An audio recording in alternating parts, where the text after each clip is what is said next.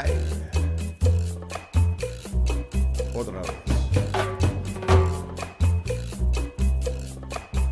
Come here. Let me say something. I remember Tampa, the way she used to be, the places we would run to,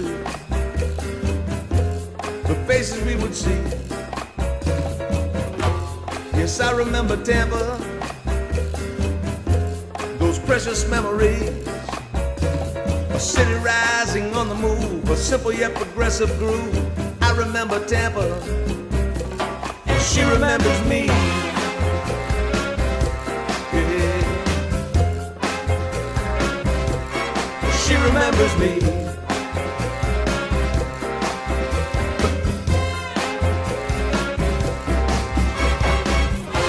Welcome to the Tampa Native Show.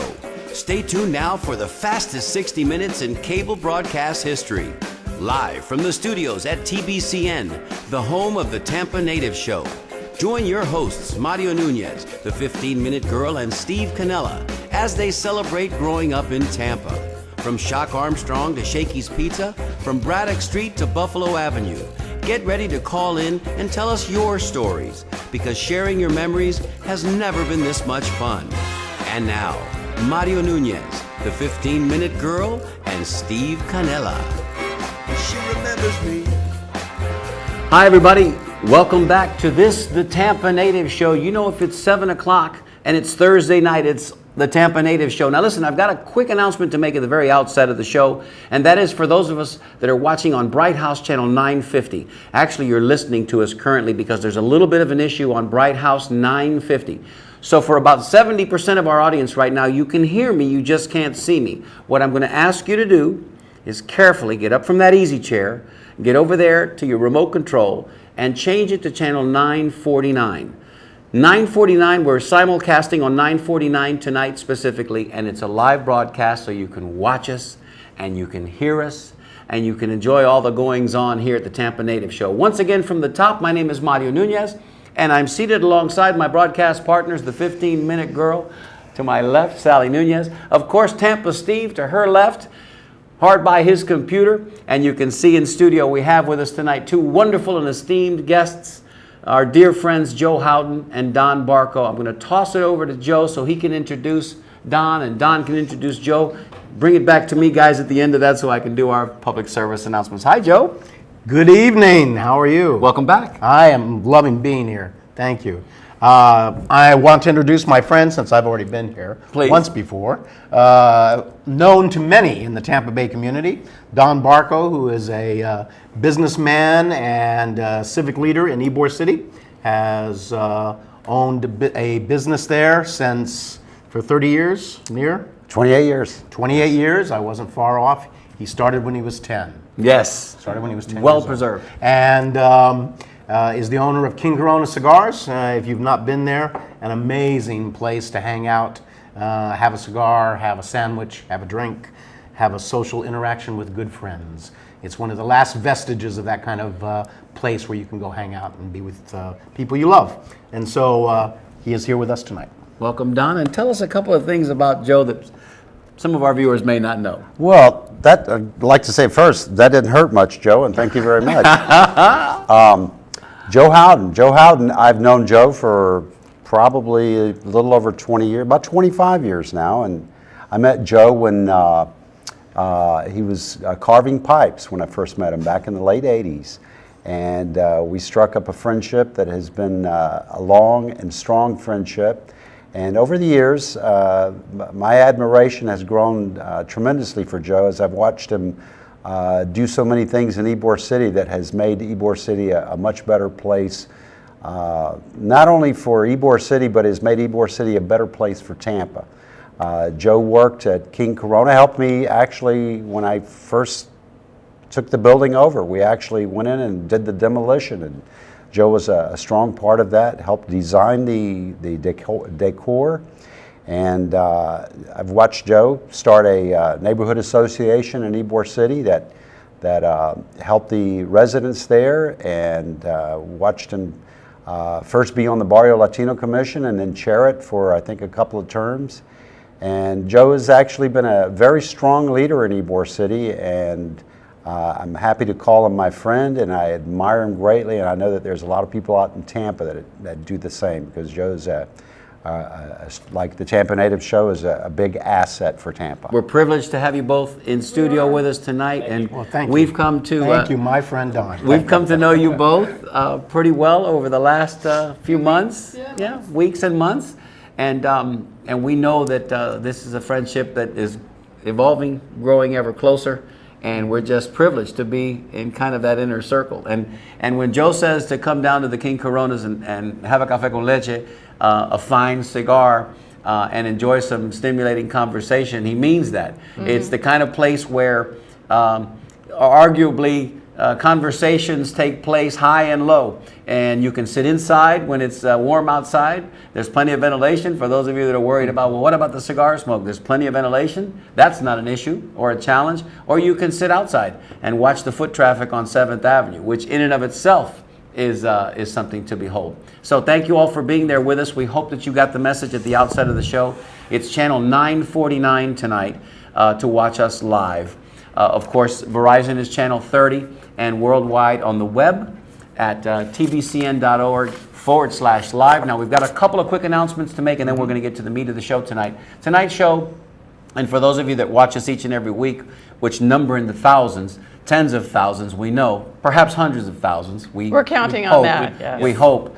There is no phone on the table tonight, and there's a reason for that, because we know that the conversation is going to be stimulating and fast-paced, and we didn't want to interrupt the flow of that conversation with phone calls. However, we will be listening to you via emails, and Steve is always by the computer. Now, you'll notice he's also, by his computer, is an easy button, which he hopes to hit tonight, just like he did. Also a 3-minute egg timer. The 3-minute egg timer is important for one reason, a big important reason. We recently started a Facebook page this week because last Saturday night we had the occasion to be at Tropicana Field and watch our Tampa Bay Rays take on, who were they playing that night, darling? They were playing, it doesn't really matter who they were playing.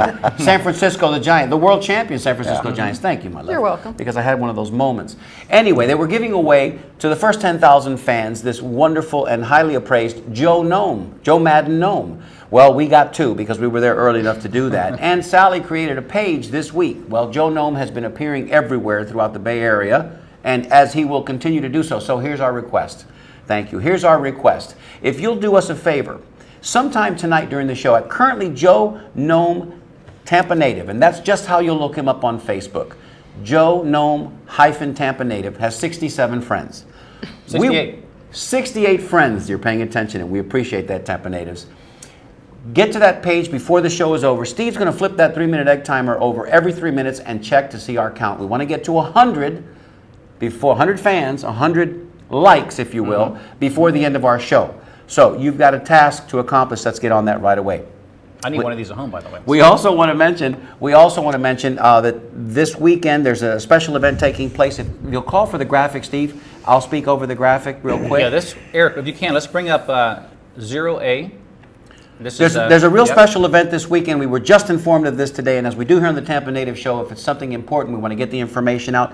Pictured here is Henry and Raul, Kiki and Raul Castillo of Castillo's Cafe and Catering. They're watching us now, cheering at the screen. I know that they are. And that lady in the picture with them is April Lufrio. April is Mrs. World 2012-2013. She's the reigning Mrs. World. There's a fundraiser benefit this weekend. As you can see, there's the website, acureinsight.com. It's to help April's 2 children, 2 sons who suffer from retinitis pigmentosa. And for those of you who may not know what retinitis pigmentosa is, it's an ailment that eventually causes blindness. It robs you of your peripheral vision and eventually causes blindness. So go to that website. There's the flyer currently. The website address is in front of you. It's this Saturday from 7 to 11. It's at the Lion's Eye Institute, 1410 North 21st Street, Tampa. And we'd like for you all to help out if it's possible. That's in Ybor City. That's in Ybor City. Absolutely in Ybor City. So, and look at that picture. That's the reigning, yeah, she's gorgeous. That's the reigning April Lufrio, 2012 to 2013 Mrs. World. So Guys, everything for a worthy cause in our Tampa Natives family. We're going to out to support you in big numbers this week. Absolutely. Also, we've got a couple of other pictures we want to show you, and this is in reference to what I alluded to earlier, which is Joe Nome - Tampa Native. He's been pretty busy. He's He's been been everywhere. everywhere. Been exceedingly busy. He yeah. was this week at the on Wednesday. He was at the food truck. Truckapalooza. That's I like picture number- Truckapalooza. I know it's rally. Appropriate number term one, is by the food truck rally, but I like food Truckapalooza down there in Ybor City, next to Gaslight Park, and he was there. As you can see, he did get his chiropractic adjustment this week at South Tampa Chiropractic Clinic. Thank you, Dr. Thomas Aguero, for taking care of, because the gnomes, sometimes they get a little problem with their neck. You can see they're kind of short. They don't have much so they of a don't have neck, much of a neck. actually. So, but Tampa native, Joe Nome, Tampa native. Of course, he was at WMNF this week as well. Volunteering his time because, well, Joe Nome he's got it going on like that. He's just that kind of guy. And here you see him here with our illustrious Mayor Bob Buckhorn. Joe was whispering sweet nothings in his ear, telling him, Mayor, you're doing a great job. Now let's bring the Rays home to Tampa. What do you say? Let's do that. You've got a task. Get over there, Joe Nome - Tampa native. And let's see, there he is. That's a wonderful shot of him right there. Thank you there. He's adorable. Thank you, Nick, working our camera for us tonight. And let's see if we can't get his likes up to 100 by the end of the show. Okay, thank you for our PSAs. Guys, thank you for indulging us.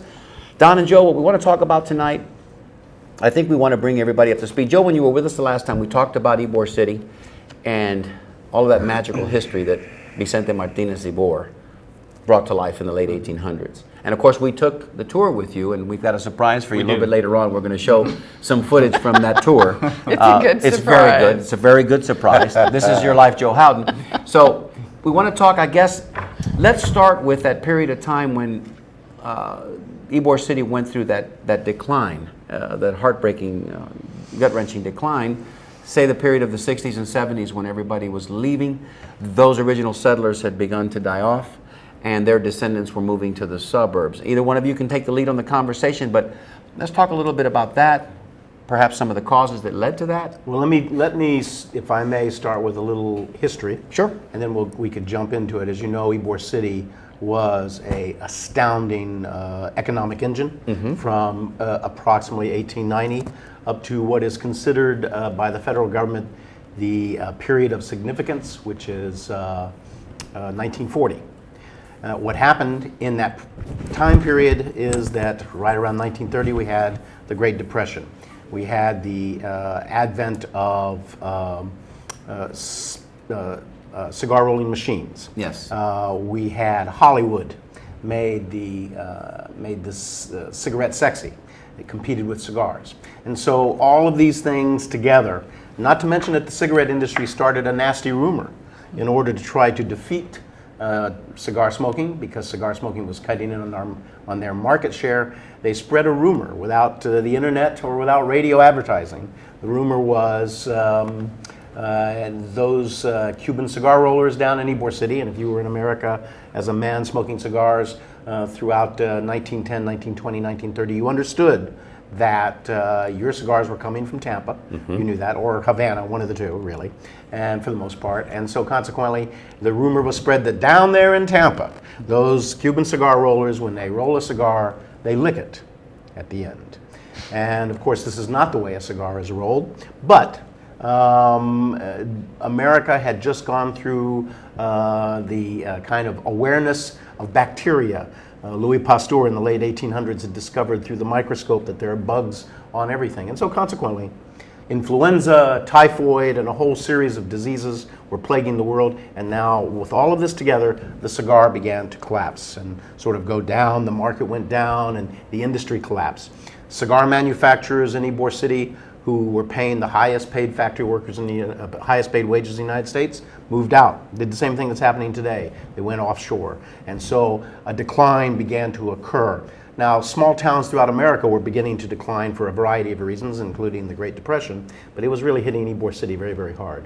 And so in that process, what happened, World War II comes along, our government agrees to put cigarettes in the GI's rations, and we spread cigarette smoking around the world, by the way. What a great gift we gave to the world. And in that process, the cigars declined even further. Cigar rollers in Ybor City who had been rollers for, their entire lives now had to become carpenters and electricians in a city where there was no carpentry, no wiring going on, you know.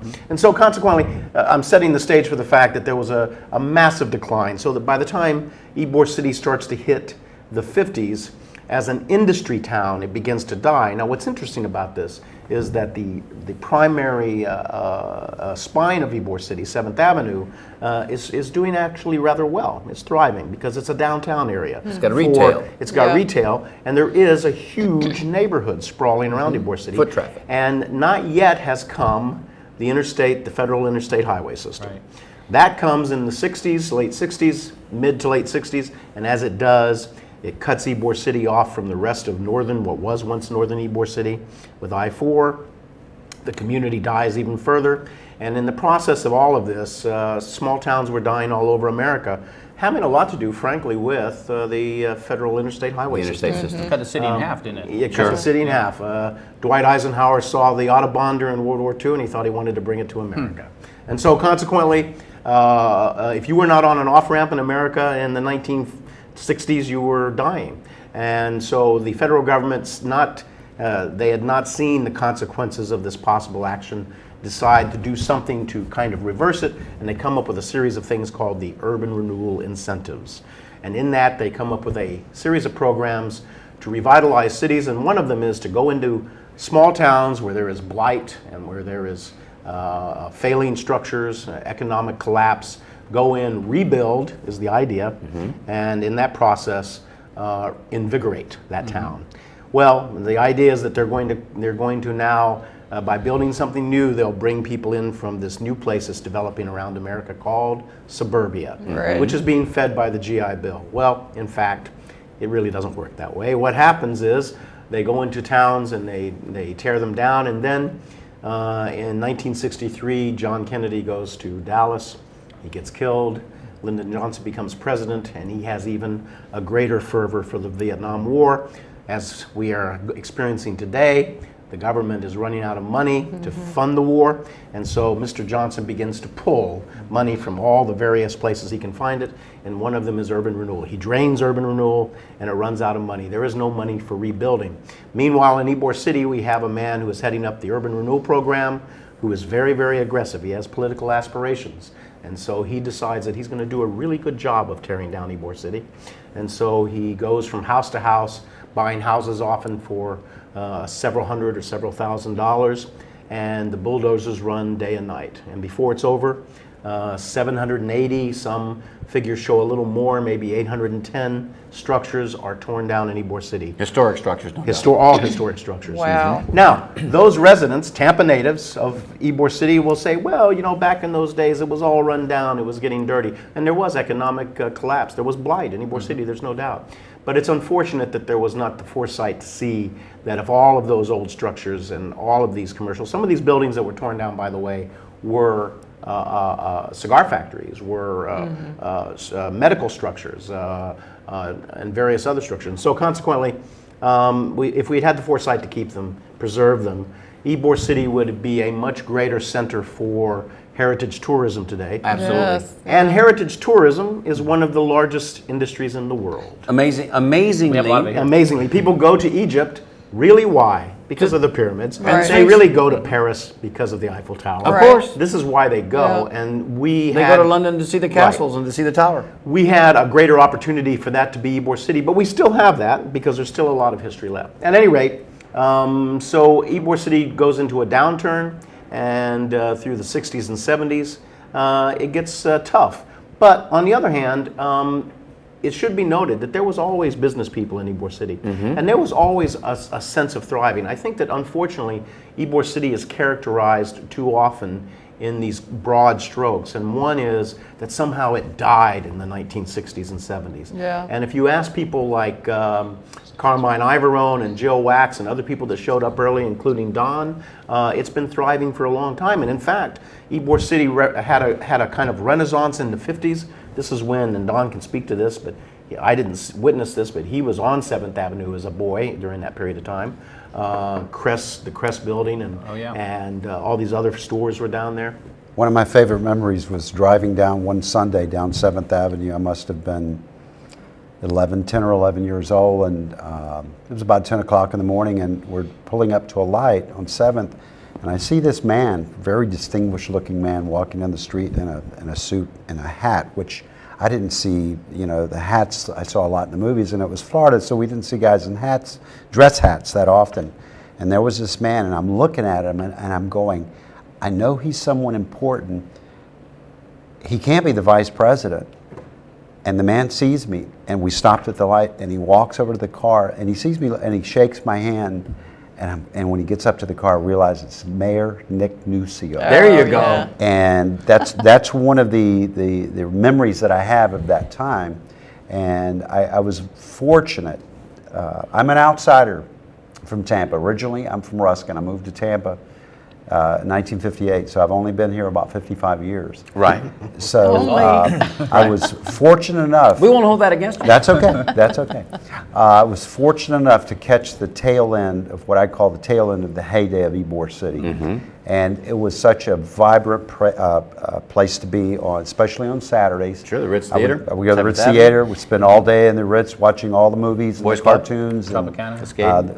all those places. And there was just this vibrancy that I thought it was like that every place in the world. Sure. And unfortunately, you know, as Joe was describing, a couple of things I remember is listening to Joe talk now, talking about building the interstate system.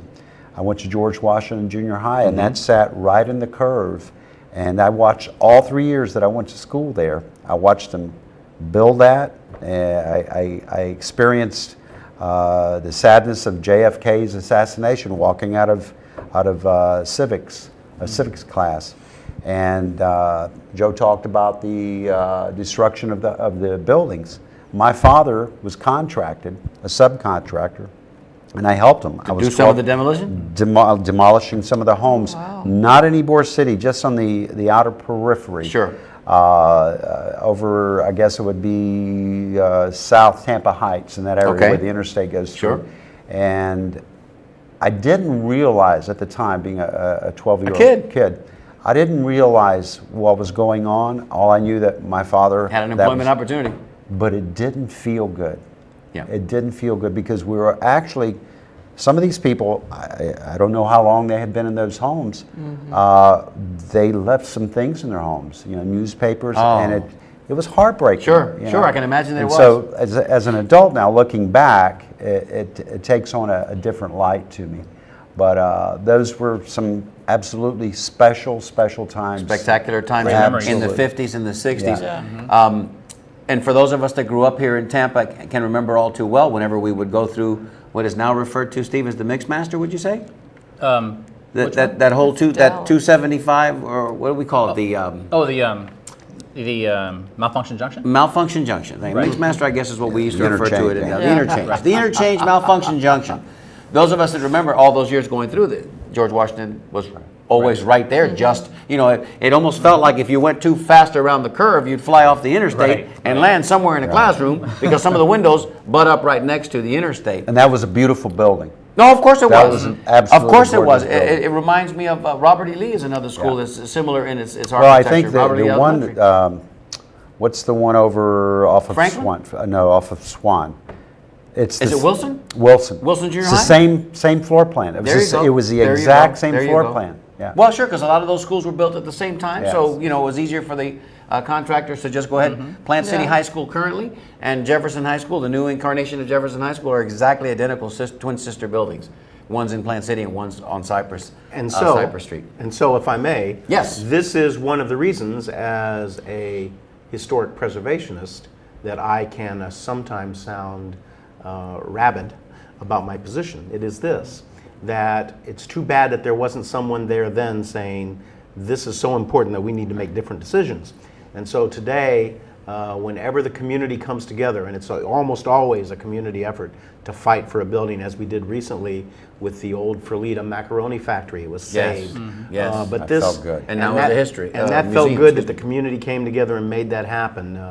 A number of different entities were involved, from myself through others, through neighborhood associations, and ultimately it ended up in the hands of the Italian club taking ownership Yes. and forming a That was a community nonprofit effort. status. And, Yes. But it was It a is, huge yeah. community Yes. effort. Meetings with the barrio and the YCDC and others. Yes. And it worked. And the heavyweights in the community throwing their came heft together. behind it, Yes, right? they absolutely did, and they came together and they saved that building. And today it's been renovated and restored, and it's a great thing. So this is why I'm rabid when I say that we need to pay attention to every single structure, the grid, which is the map of the streets in Ybor City, the closing of alleys, what is allowed, what is not allowed, what is not appropriate during the period of significance. These things have to be nurtured and cared for, right?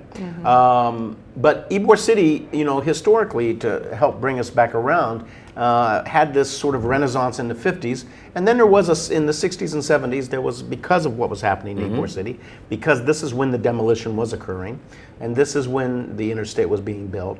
It did have this, there was this downturn, but there was a period of time that is not often discussed and described very much, and that is the 80s and throughout the 80s, the late 70s and 80s in Ybor City.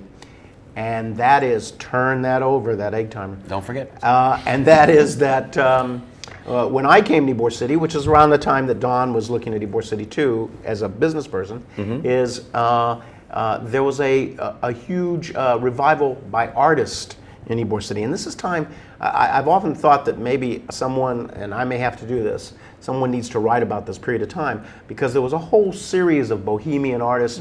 Ybor City had become a place that major businesses were not thriving in, and so even though there was a lot of activity down there, Jill Wax was running her store, a great store. Is that La France? La France. La Yeah, France, La France. yes, La been France. there over 30 years. And so consequently, people like Rick Melby and Patrick Thomason, and I'm going to get some of these names out. Please. Rocky Kester, I remember Rick Rocky. Trawick. He's my friend. And these were Roddy. Roddy Reed. There was a whole group of artists who, and if any of them are watching this tonight, show, hopefully they are. I could not possibly name everybody involved. David Audette, and Bud Lee, and Dean James. Dean James. They came down and they created a real bohemian art community. And it used to be in the late 80s. There were little openings, and you would walk down the street. And this is where really the city, I believe, in the 80s began to get the idea. For a comeback. For a comeback, but based, unfortunately, not on a cultural comeback. No. Based on using Ybor City as an entertainment district. This was Bad idea. a very bad idea. Let me throw this out there for your consideration, and I just want to remind everybody as we continue to talk about Ybor City's history. Now we're moving into a period in time when we've discussed how it's arguably bottomed out. Ybor City has hit the bottom, and now is beginning this, fair to say, renaissance, coming back not necessarily as a historic district, but as an opportunity for entertainment and business to thrive. To live. Much like you see Bourbon Street in New Orleans, I would think, and I was going to mention to Joe. But before I do that, let me also remind everybody, we're still going to do our Bolita drawings tonight. So please send in your numbers. We're getting some too. Steve and Sally are going to be writing, Steve and our 15-minute girl are going to be writing, as if they don't know who you are by now, darling. Let's hope they know. And our who I am 15-minute by girl are now. going to be writing down your numbers. The prizes that we'll be giving away, you see here on the table. Also, Don's going to be offering up a special prize a little bit later. We understand that the numbers are up for Joe Nome, Tampa native. Steve, you want to give us an Really? update? Absolutely. We have an update here, and let's do that real quick. It went from 68 to 74. All right, here we Wow. go. But let me hit it Thank again. you. It's Hit it okay, again. 74. But also, we got a couple emails here, and Sure. one of them we need to reply to Jim Carney. Sure. He writes, looks like it's going to be a great show on the history of Ybor City. Salute, my Bolita number is 39 for Jim Carney. All right, Jim Carney, 39. 39. How do I become a friend of Joe Nome? Well, Jim, just do a search on Facebook of Joe Nome. Tampa native, Tampa yeah. native, Tampa just native. Joe Nome, Tampa native.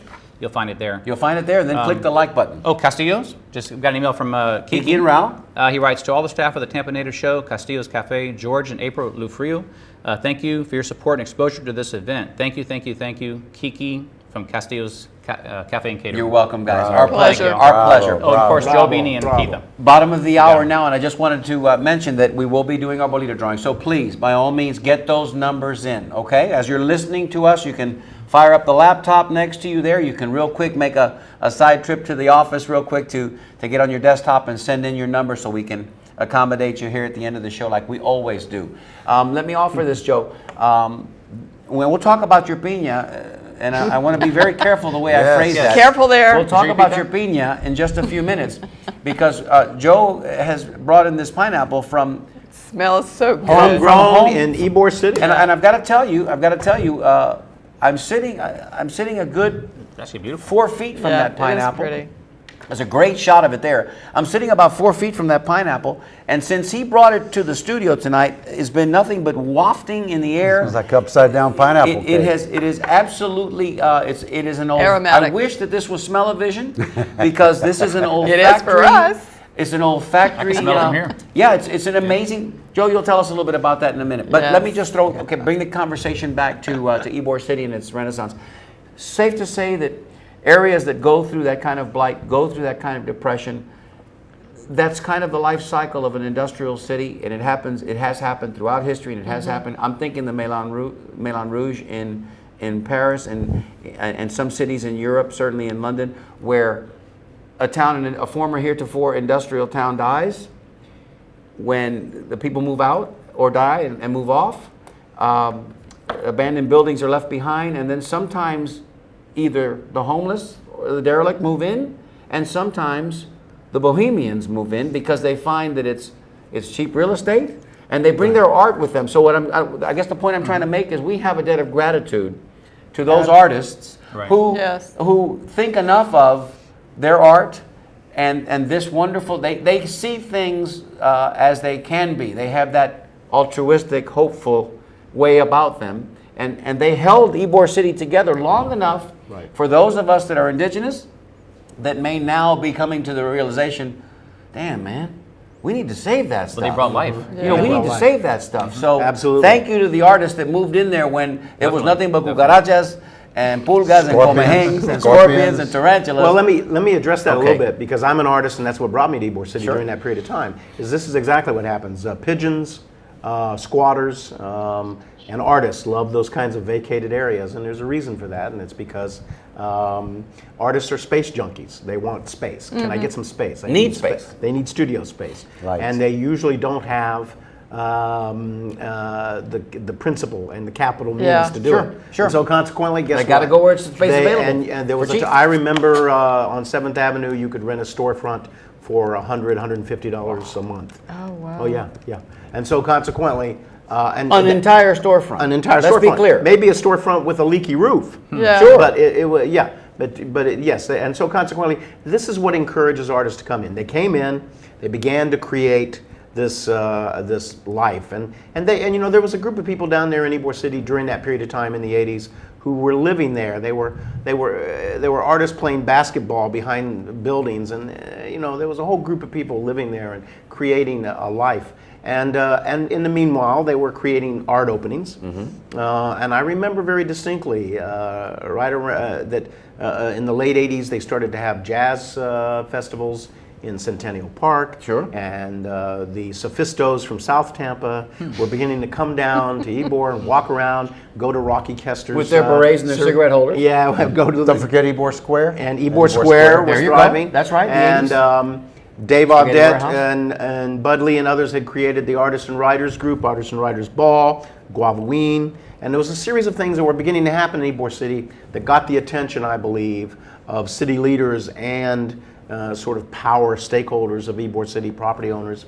And what is not known well is that in the mid-'80s, I think it was '86, under Sandy Friedman, the city made the decision to do something which was to remove the minimum distance requirement in downtown Tampa, Channel Side. Well, it wasn't called Channel Side. We used to call it the Banana Docks, which I kind of wish it was that. Yeah, very cool. Yeah. I wish very it was, cool. No offense to anybody who's down there, but no, I don't know no. what a channel side is, but I do know what a banana dock is. But Right. nonetheless, names usually come organically like that. But the point is that the city, in an effort to try to revitalize downtown, which was also dead as a living city, it had become a business center really. They did something, they removed the minimum distance requirement. And what this means is that most neighborhoods in America are protected by some kind of minimum distance requirement. This is- Easement, abutment. well, those kinds of it's things. usually a zoning rule that says that you can't have some kind of icky business within 1,000 feet of your house. Sure. Or of a school. Or right. church. But what it also Church, does, thank you. and it prevents a bar from going in next to a school or a church. Right. It also, though, prevents usually, in most cases, a bar from being right next to a bar. And so what happened in Ybor City was this: when they removed the minimum distance requirement, I really think that many of them thought that maybe this thing would take off in downtown, where there was a lot of empty spaces, and it would happen. Well, in fact, what happens is it happens in Ybor City, and Ybor City now, with no legal basis for City Council to deny wet zones, because the law says you can put them next to each other, they begin to Proliferation. they wet zone Ybor City. The idea begins to occur to many to turn it into an entertainment district. Many of you were around during this period of time, and what happened was, did it help to develop Ybor City? Sure. Did it bring some people down there? Sure. Brought some attention to Ybor City. Rehab some buildings. And it rehabbed some buildings. Well- but in the long haul, what it did was, unfortunately, turned Ybor City into something it is not. And it is not meant to be strictly an entertainment district. It is meant to be a mixed-use district. Mixed use. Yeah. Which is retail, residential, businesses, restaurants. Jump in, or you're going to get Well, locked out. the thing Well, I'm about saving it, the rest of the oxygen thing for about Don. Okay, Ybor here we City- go, Don, 'cause people Ybor wanna hear City, from you. There's a lot of people worked very hard. Joan Genowine being one of those Okay. people, who worked very hard to make Ybor City a historic district. And if you go to Charleston or Savannah, those are historic districts. Amazing historic towns. The reason we go there It's to for those- absolutely. is because those places are entertaining in themselves. Of course. We don't have to call them entertainment districts, but that's what they did. Yeah. They stuck us with this moniker of being an entertainment district, and unfortunately, entertainment to some people is not the same entertainment it Of is course. to other people.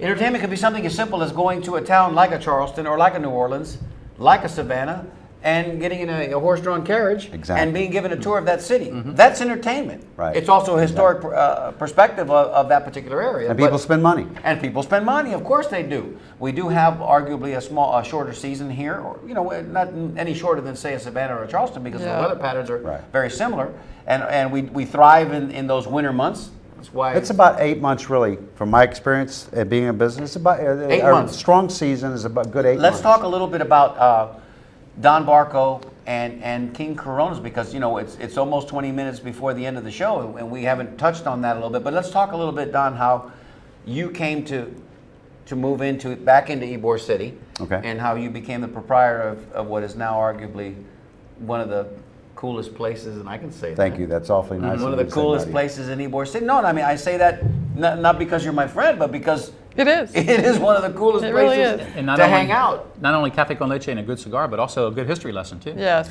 Well, and you don't know who you're going to meet inside. Riveting You don't know who conversation you're going to always. meet inside Yeah. King Corona. Don's always there, and the table is always set for. It very reminiscent of La Tropicana when Roland Mantega was Right. ruling the roost. Well, that's a big tip of the hat to me, because I certainly am no Roland Montega. Well, you're not there yet, Papa, but you know what? You're feathering your bed. Let's not underplay that. So tell us about that. It's Well, your let me say about King Corona. My wife Brenda, my end to the business was my wife Brenda. Her family were in the cigar making business. Okay. And when I first came into the business in the mid '80s, we were housed in Ybor Square. Okay. And then in the late '90s, my wife and I decided to open up King Corona in the location that we are now, which was the old Raul Vega dress shop. Most people will remember that. And it was actually my wife, Brenda, and Mr. Joe Howden, who together combined to do the decor. And I think they did a wonderful job with the building, with the building part. But what makes King Corona a really special place, and I mean this with all honesty from my heart, is the people that come to King Corona. I purposely have only one TV. It's in the back. Sure. Because we want people to come in and get a café con leche, a cigar, or a glass of wine, a Cuban sandwich, and sit down next to someone and just talk. Engage. Engage. And that's what really has made King Corona so special for so many years. I do it every day myself. I've got the luckiest job I'm the luckiest man in the world to be able to go there and to see people that come from all over the world repeatedly. They come back year after year. They tell their friends, and it's a wonderful place to be. there's a vibe there that is, I'm part of it, Joe's part of it, my wife, but it's everybody has a Right. part in that We've vibe. recently No, we feel it. experienced We that. feel it when we come We've in there. recently experienced that, Yeah. and it's not just the hugs you get at the door, man. It's Yeah. it's the highbrow conversation that you Right. have from all things political Yeah. to social, conversations of intense meaning. Meaningful. You don't leave there, without having had an experience. Let's put it that way. And where do you get to do that? If you think about our world, our society, I wasn't there, and none of us were there, but pre-television, our grandfathers and great-grandfathers and great-grandmothers, if they went out socially, they went to these places where they hung out, pool halls and restaurants and bars.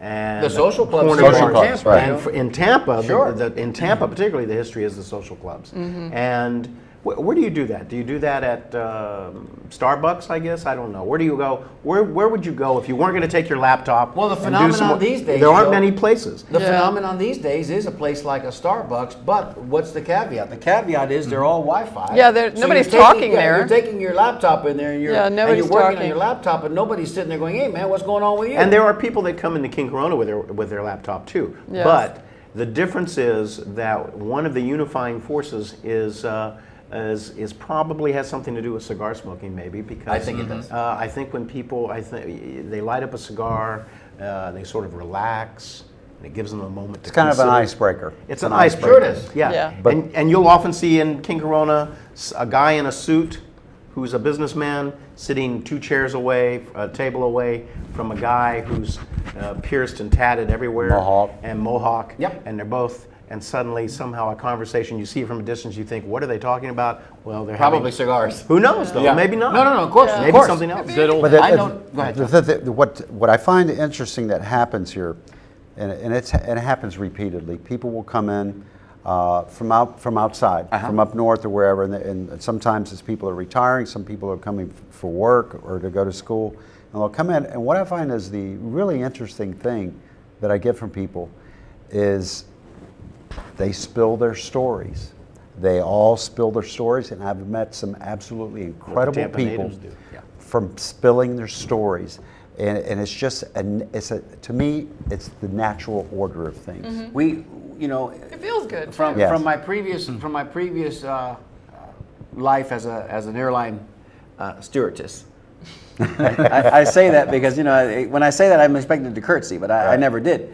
But you'd be surprised what conversations could ensue on a 30-minute Dallas to Austin turn, which is the equivalent to Miami to Tampa turn on the jump seat, because back then you used to have transient crews where 3 of the crew members would stay together, and you'd have one that would come in and out, Right. and they were sort of a freelance. They were an extra position, if you will. Pinch hitter. Yep, they were an extra position, DH.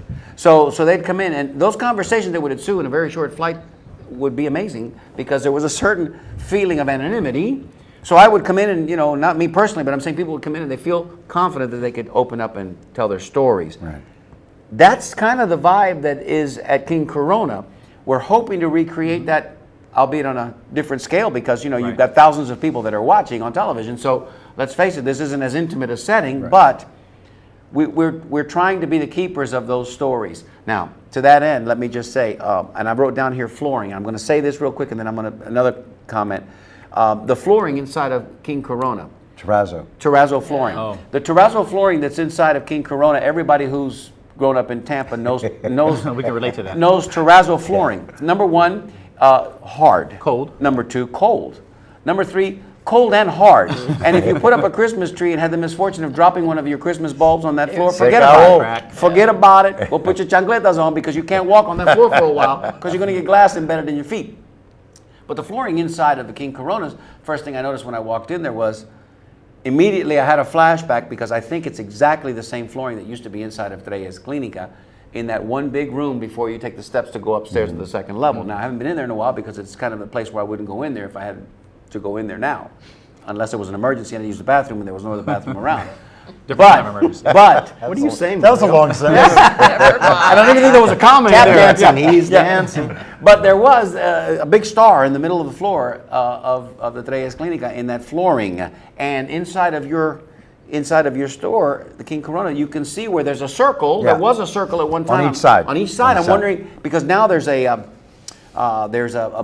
bookshelf. You know, The shelving. counter, Yeah, the counter that's there. The counter used to fit that years ago. Okay. It used to fit that. Okay, so I'm wondering what was inside of that semicircle. But that's that. What else was I going to say, Don? I was going to say something else that was just. I don't know, but I need to You say that need to say there are something? 15 minutes left, boy. Oh man, that 15-minute Ring a girl bell. got All us right, again. cool. And you know what? And I got more Bolita numbers here. Okay, let's Yeah. dump the Bolita Let's- numbers let's- real quick. Let's throw them out there. I got to Yeah. make sure that I can hear my director on my little earpiece here. Yeah, Okay, we have go ahead, Stevie. Rick Acosta and Ronnie Martinez at the fire station right now. Are they watching Yeah, us? they're watching the show. Hey, Rick and Ron, thanks for Yeah. watching us, Bolita- guys. We just had lunch with Ron the Oh, other you day. did? Nice, nice. the Well, the Bolita numbers? number for Ronnie is 16. Rick Acosta is number 6. Okay. We also, 6. how about this? The pineapple looks fantastic. I hope you guys are doing well. My Bolita number is 42. Care to take a guess? 42, that's my Bolita number. Nope.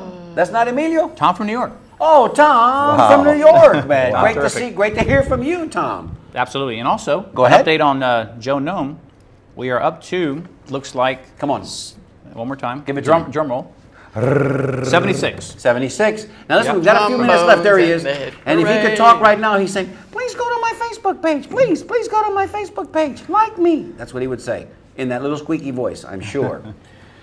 So Don, we've talked about, and the 15-minute girl got us again, man. We got to talk about She your does that every opinion. We week. got to talk about the gifts and give I have away to some get gifts. my 2 cents in worth. You want to get some? 2 you want- cents worth What do in. you got, baby? That's all I got is 15 minutes. I'm gonna There's too much history here. send it back to Joe and Back to Don. Joe and Don. Exactly. Back to Joe and Back Don. to you So guys. Thank you, Sally. we talked a little bit about the down period. We talked a little bit about current times. Let's project a little bit, both of you, what you see happening in the next 10, 15, even 20 years. Okay, well, I've been in business in Ybor for 28 years, and right now, in my humble opinion, Ybor City is sitting in the best place that it's been in those 28 years. You want to ring the bell on that? There you go. It's there's again talking about the vibe in King Corona. The Sure. vibe in Ybor City is just a really good vibe. There's a lot of good businesses moving in, but like I tell people all the time, some of the problems that we've had in the past have been because we've kind of sat back and not done and be responsible for the gorgeous lady that Ybor City is. So I tell people you always have to be vigilant because people are coming in wanting to do things that really, you have to spend some time and look at what the long range effect of what is being proposed, the effect that it might have detrimentally on Ybor City. And so, I'm very protective, like I know Joe is too. There's a couple of things that are going on right now. I really don't want to get into it. All I'll say is that we just have to think about the long-term Ybor City. If there's one thing that we can be critical of our forefathers, is that maybe they were a little nearsighted. Maybe they didn't have, that long-range vision. Maybe they did have the trolley car at one time. Kind of like the highway department. So we now.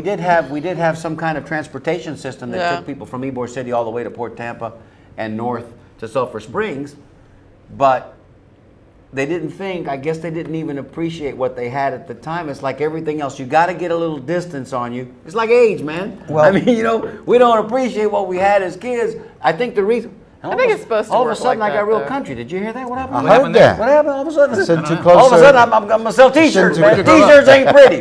Where were you T-shirts raised? ain't It's pretty. the hook. But it's almost like, now we're in a race against the clock, Yeah. man, because we realize maybe we haven't been the best stewards.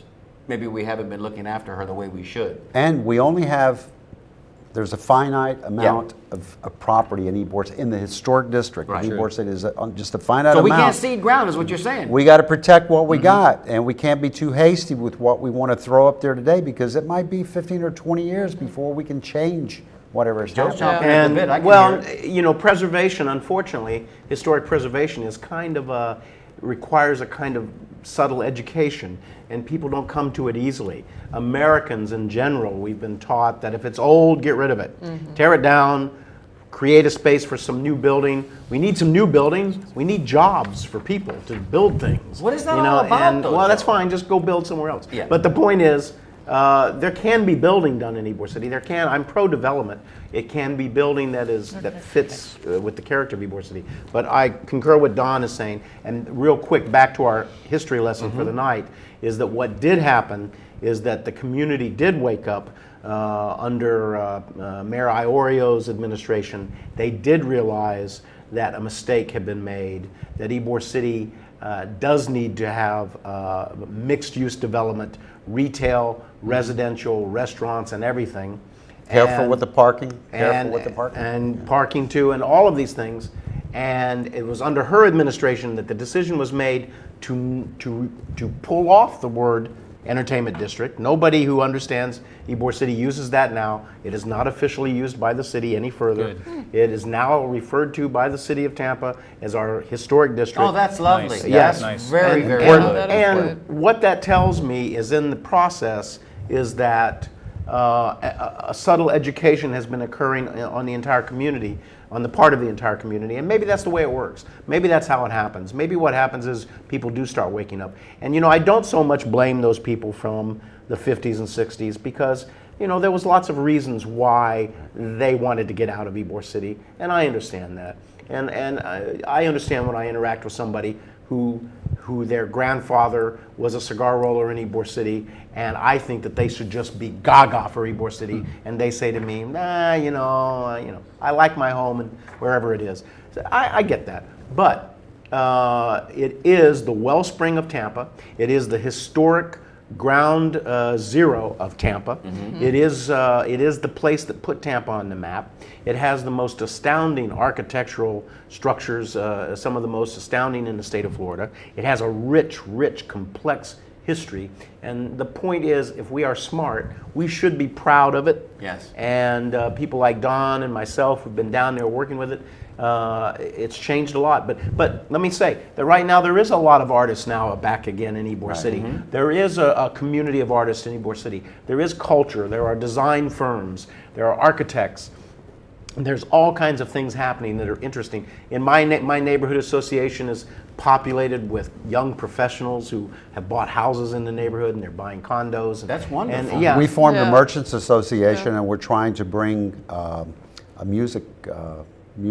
strong music aspect, live music. That's back to great. Ybor Listen, City. so I think that Don is, I would concur 1,000%. We are in the best place we've ever been. Ybor City has some of the best things happening right now. And there are probably, in a sense, I believe, more people that care about Ybor City who are vested in some way, business owners, young, some of them very young, business owners, residents, that I believe have really, they're really supporting Ybor City, the strength of Ybor City right now. And so it's, it's good. it's a good time to It's be a good time. in Ybor City. It's a good time to be coming to Ybor City. Absolutely. Come And- on down. And the best thing I think we could say is that when we were growing up, we knew Ybor City as the Latin Quarter, as they know New Orleans as the French Quarter. Right. And for us to be able to recapture some of that, maybe it's going to take the city to allocate the funds to launch a media campaign whereby people will get once again reacquainted with Ybor City, the historic district. And We the gotta city get- has done some of that. The city has certainly done some of that Good. already. And Good. yes. And let's hope they do a lot more of it. Okay. We have another bleeding number. Quickly, because we got about 4 minutes to go, maybe a little bit less. We'll have to do that video another time or put it on the Oh, website. we'll put that on the website. Yeah, we'll do You that. know what? What's the number? Oh, it was a 2-minute video. You we talked have too long Angelo. tonight, Joe. No, not me. Wow, what a I surprise! should have cut him off. My I should have cut him off goodness, because we have this video. I'm to show. amazed. You got him? You got them all? Yeah, just an email from a wonderful recap of the colorful history and 2 knowledgeable guests, and Don Barco and Joe Howland. This is Antonio Alfonso. Oh, thank you, Antonio So thank Alfonso. That's a new email. Absolutely. Thank you, What- Antonio. so you got all the numbers? We got all the numbers. Yep. All right, We so- have Yeah, everyone. the Let's go ahead and let Don make a quick draw. Don, this is for Joe and Sons, 200 milliliters of infused balsamic vinegar or cold pressed olive oil. The number is 15, 15, closest to that without would going be- over. So that's a 14, a 13, a 12. Keitha with number 7. She won There you again. go. She's so lucky. Isn't Golly, she? get in there, Joe. Get the She cold plays. one, Joe. this- Get in Get there, the Joe. frozen one, Joe. Yeah, Get the this, frozen one. this is for a This is it. pound right of, here. got a Golio Coffee Mill's finest coffee. You have to go over there to pick that up. Right there, it's number 29. I hope my father was playing tonight because that's his number, number That's 29. Angelo Rumor. Angelo Rumor, congratulations. All right.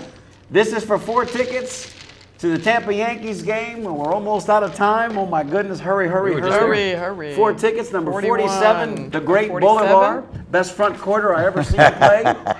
Did you bring anything to give Tom away from tonight, New Don? York. You want to give away $25 gift certificate? Absolutely, Congrats. All right, sure, let's do this. absolutely. This next grand prize is going to be courtesy of Don Barco and King Corona.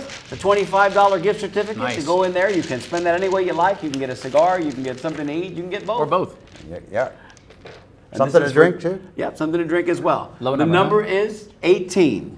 That would be Ronnie Martinez. Oh, Ronnie, there you go, Congrats, Ron. all right. Congrats. Finally, Ronnie, it paid off. See, if you play, you win. You got to play to win. That's right. How we doing on the Joe Nome Tampa Native Let's numbers? take Real one- quick, one last one. One last look. How much time I got? Don't let me go over.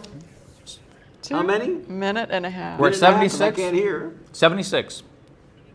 Minute and a half. Very good. All right, 76. 76? All right, so It's a listen. big jump. You've got a job to do, ladies and gentlemen. Once we clear the air here, once we get off the air, you've got to go on your computer, Joe Nome Tampa Native, like his page. Let's get to 100 by the time the crew gets home tonight, okay? He'll be checking. That'll be about, I'll be checking, absolutely. That's about 8:30, 8:35. We'll be home and we'll be checking. Guys, listen, tonight's Thank you so hour much. went by so fast. Yes, And we really, as usual. we just kind of, when you're a sculptor and you're working with granite, not that I've ever done that, but I imagine it's a painstaking effort, and it's, you lovingly, you extract the image from that one block of granite. So we need to do that. So you need to come back and tell us. Absolutely, two. love it. Would you do that? Sure, John, Joe, it'd be would my you do that? greatest pleasure. Say that again. 1 minute, 1 minute. left. Oh, of okay, the 1 minute show. left to show. That's an eternity. Talk to us real quick about 15 seconds There's on that nothing- piña. I just brought this in to show that life lives in Ybor City. One can grow a pineapple. I grow mangoes. I have all kinds of fruit Joe's in my mango backyard. story is Unbelievable. amazing. That's another Want to hear story that. for And another that's for time. another That's on part time. two, And if right? you'd like to hear more from these two individuals, let us know. Write us at show@tampanatives.com, show@tampanatives.com. We'd love to hear from you. If you want to hear from these two guys again, we'll certainly bring them back. That's for sure. So, Here we let go. me just say, guys, grab your cups. We're just about out of time. My goodness, where did this hour go? Flew by. Congratulations to all of our winners tonight. Thank you, Joe Absolutely. Houghton. Thank you, Thank you, Don guys. Pleasure, Barco. pleasure, Great for Mike. being Thanks for here. coming We on. love It's you been guys. our pleasure, absolutely. We've got lots I to always do. wanted to follow Rodney On behalf Justo. of Tampa, Steve, Sally, I'm Mighty Nunez, Joe Howden, Don Barco. Salud. and Salud. happy days. Love you, Tampa. See you next week. Back when we were younger, when everything seemed new. We used to have a lot of fun, yes we did. No matter what we do. Sleepy days, long summer nights, going anywhere we please. With love that I could call my own, love that I've always known. The city that I call my home, a home from which I never roam. This love affair was meant to be. I love her and she loves me. I remember Tampa, oh, she remembers me.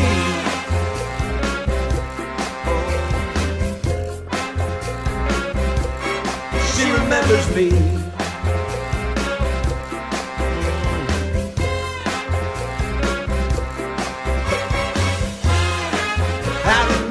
I remember, yeah, yes I do.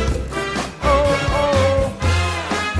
I remember, yeah, me and you.